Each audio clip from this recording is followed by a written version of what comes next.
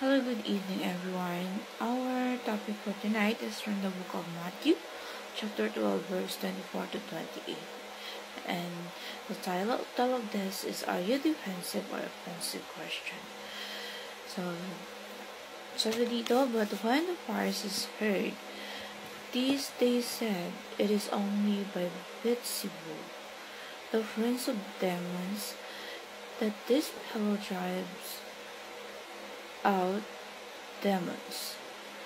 Jesus knew their thoughts and said to them, Every kingdom divided against itself will be ruined, and every city or household divided against itself will not stand. Satan drives out Satan. He is divided against himself. How then can his kingdom stand?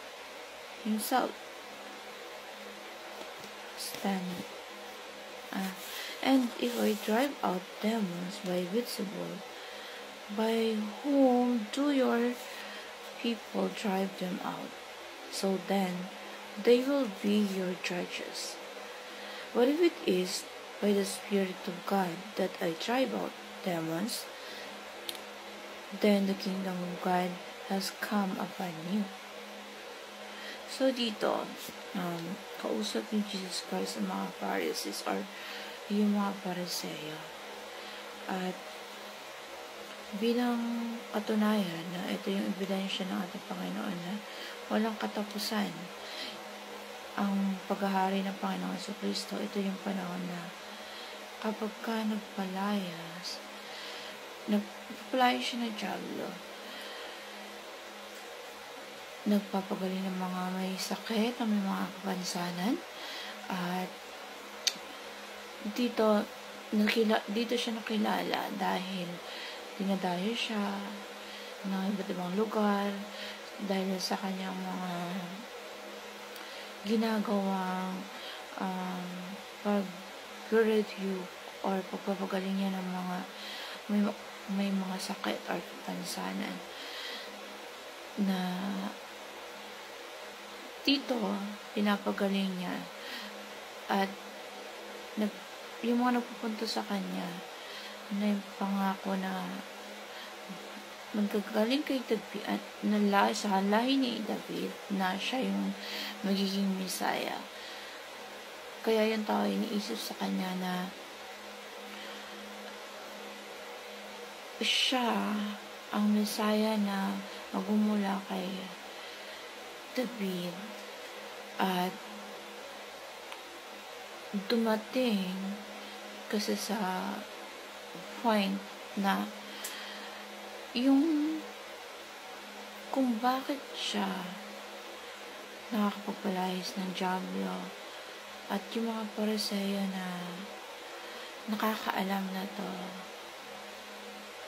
dahil kahit pinuno ng demonyo na si Beelzebul ay kaya niyang palayasin. Sabi ng Panginoon, ang bawat kaharian na naglalaban-laban ay babagsak.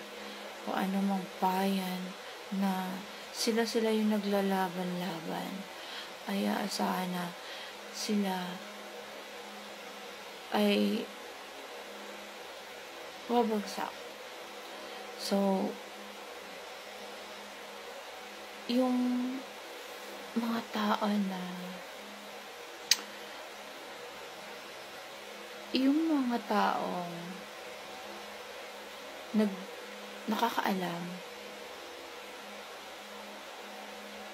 yung magpapatunay na ang paghahari ng Jesucristo nangangahulugan lamang na paghaharian na tayo ng kanyang kapangyarihan, na nagsimula na ang paghahari ng Panginoong Jesucristo sa buhay natin. At ito yung katotohanan ng Panginoon na ang Panginoong Jesucristo ay talagang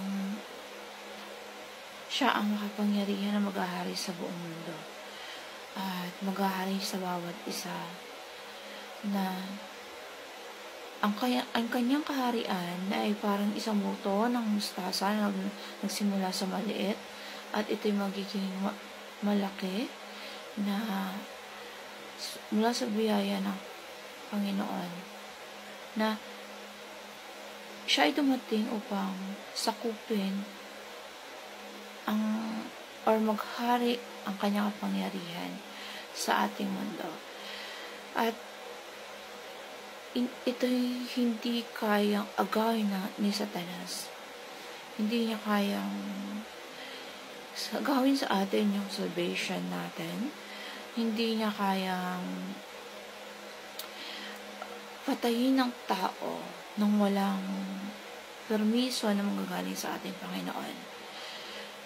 So, lahat ng desisyon, dahil ang Panginoon ay ang Prince of or King, na lahat ng simpleng bagay na ay siya pa rin ang dadakilain. Wala siyang hindi kayang gawin. At labas na, lalo na kung tayo ay na kay Kristo, walang magagawa sa atin si Satan, na kasi ang Diyos hindi pinapahintulutan si Satan na masira tayo or meron tayong shield na nagmumula sa ating Panginoon. At tanging ang Diyos lamang ang may kapangyarihan para siya yung masusunod na kung ano man yung gagawin sa buhay natin ay may pahintulot niya.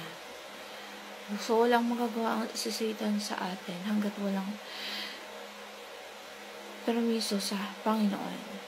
Si Satanas, hanggat maaari, to'y distansya sa sayo kapag lalo na't alam niya na tayo ay malapit sa Panginoon at tayo sumusunod sa Panginoon. Meron tayong shield na nang magagaling sa Panginoon. So, yun yung mga katuruan sa talatang Matthew 12:24-28. Dahil ang Panginoon pa rin naman ang nakakaalam ng lahat ng iniisip at mga ginagawa natin. Siya lang ang makapangyarihan sa lahat, na dapat tayong nagpasalamat na tayo ay pinaghaharian ng ating Panginoon at hindi si Satan ang maghahari sa ating buhay. So, kailangan nating tandaan na ang buhay natin ay dapat ang presensya na nanggagaling lamang sa ating Panginoon. So, I hope na may natutunan kaya sa devotion natin ngayong gabi. And hope to see you again to the next video. God bless you all. Hanggang sa muli.